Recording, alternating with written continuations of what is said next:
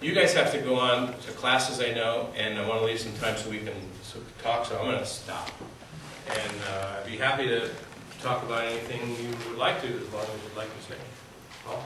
So, I love this. Thank you very much, Sean. Great talk. Provocative, which, you know, is so rare ever to get a provocative talk. Is this different than saying this is an evolutionary process that has some fluctuating equilibrium?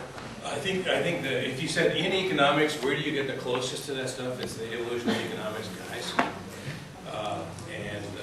or historical, institutional guys. We have similar viewpoints on that. I think, yeah. So what is the turbulence analogy by me that the biological analogy misses? The biological analogy to turbulence would be poised ecosystems that have shock and system failure, which Howard Odum wrote about. Howard Odum actually has measured the energy throughput of these ecosystems, and they collapse.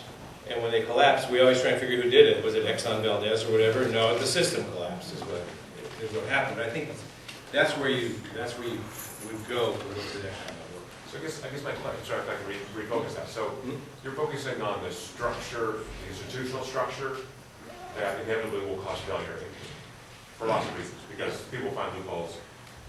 I guess I'm trying to refocus it on the individuals in the system as finding the cracks in the structure that cause it to break. Correct. Is there new knowledge there in my approach, or is it really much the same thing? It's a good question. I don't think I know a very good answer. Okay, maybe we can talk about that offline, because that's a pretty interesting question. Yeah, and in terms of the sort of work of the Wexler, the Yale guy, on social systems living off of fear drivers and people's heads and the like. But let's talk about that, because it's interesting, but I don't know how to do anything with it that'll add value at the moment. Okay. Please. Einstein said, it just reminded me of a great physicist, that definition of insanity is repeating the same thing over again, performing the same thing and expecting a different outcome. So you nicely outlined, what's the problem as economists or physicists. So since we don't have any closed form solutions to these, second and higher order non-linear, should we be focusing as investors or policymakers on, these phase transitions? And should we be looking at it from the perspective of, there's a corner solution, here's a range of our strategies, right? And so we just come up with the best hedging strategies, that are robust and adaptive and this kind of stuff. Because I'm thinking about drilling it down, limits of predictability, whatever. What can we do on that? Right? Yeah, I think that's right. I think in a sense, there's a trade-off between how well the system works during times when the system's failure is not happening, and a strategy that works across the entire spectrum, including the system failure. Or another way of saying that, I talked about this stuff with the investment committee of a university recently, and they said, well, you mean I need to underperform everybody else for 7 years in a row so I can outperform them for 2 years? Well, yes.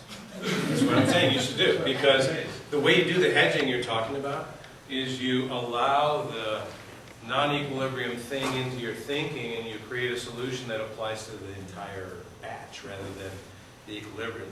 But the also true is that this insanity thing, I don't think it's true in the situation of teaching a course where you've already written your notes. That might be optimal to use the same notes every year in that situation. So, I did that. Yeah.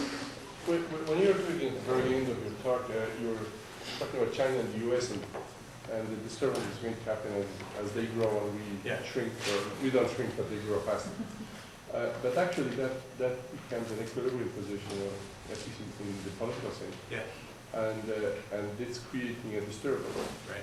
Could you sort of elaborate a little here? Because you're unhappy about the equilibrium analysis. At the same time, you're saying I'm going to have disturbances in that equilibrium and forecasting in that basis. What I'm unhappy about is insisting that equilibrium is the only thing that ever happens, which I think does not match the real world. So once you leave that and go to the questions you're asking, you got two systems, China and the United States. I spent a lot of time in China. I think it's approximately true that the Chinese leaders, on a consensus basis, make decisions strictly for what they think will produce the greatest political stability. Because they want whatever they're doing, they want to have 50 more years to do whatever it is they think they're doing. And so no matter what the question is, at the end of the conversation, it always gets down to the stability issue. But they're growing. And they become a right target for American attack, protectionism, currency, IP sorts of things, because they are the other metaphor. You know, most people in America have never been to China. They know some Chinese people, because there's really quite a lot of Chinese people, but they've never been there. So China is a metaphor in their heads, which is somewhere between red books and gray jackets and bicycles, and the communist word, or something like that.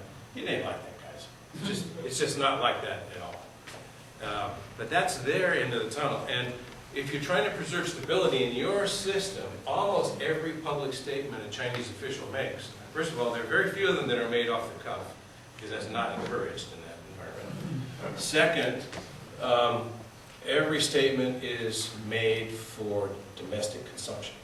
It's made to reinforce the stability forces in the system. But we hear it. It's almost true, we do shoot from the hip. It's almost true that most things said here are for domestic consumption too, and they hear us. And I think you could paint a picture to bring those two societies into conflict pretty easily.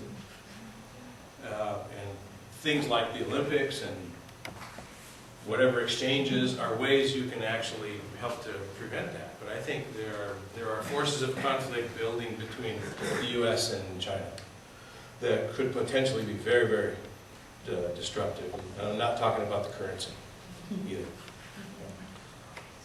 So dangerous times. I know that doesn't get to the bottom of the question, but it's a great question. Are there any more questions? Sure. Well, let's break formally now and thank John, and then he'll still stick around for a few minutes, I think. Good question.